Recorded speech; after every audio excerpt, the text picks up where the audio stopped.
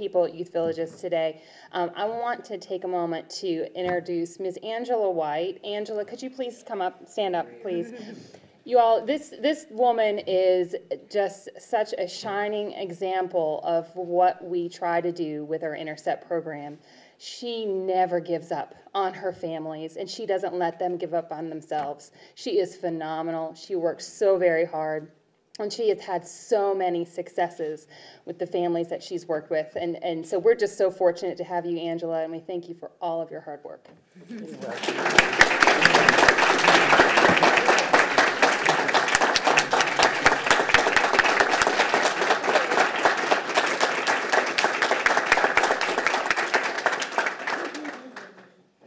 I just feel obligated to say one thing. I love my job. I love what I do. And working at Youth Villages gives me purpose.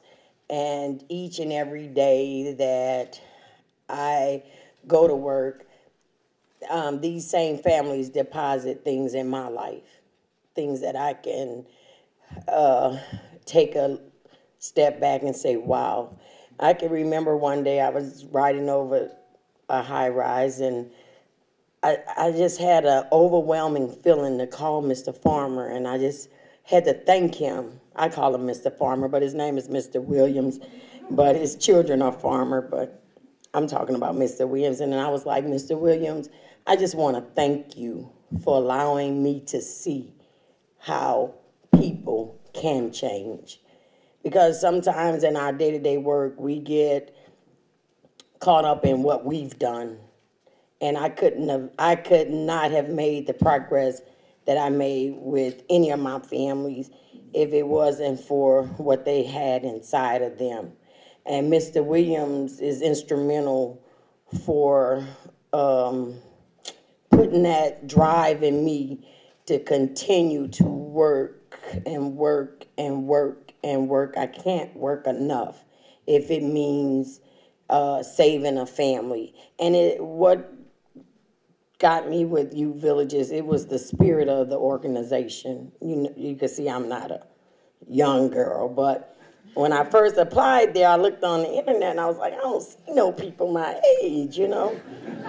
Y'all need to put some older people. So I can remember I was interviewing with Miss Kirby, and I was like, do y'all hire older people? And she was like, yes, ma'am. And I was like, oh, because, you know, I don't see any, you know.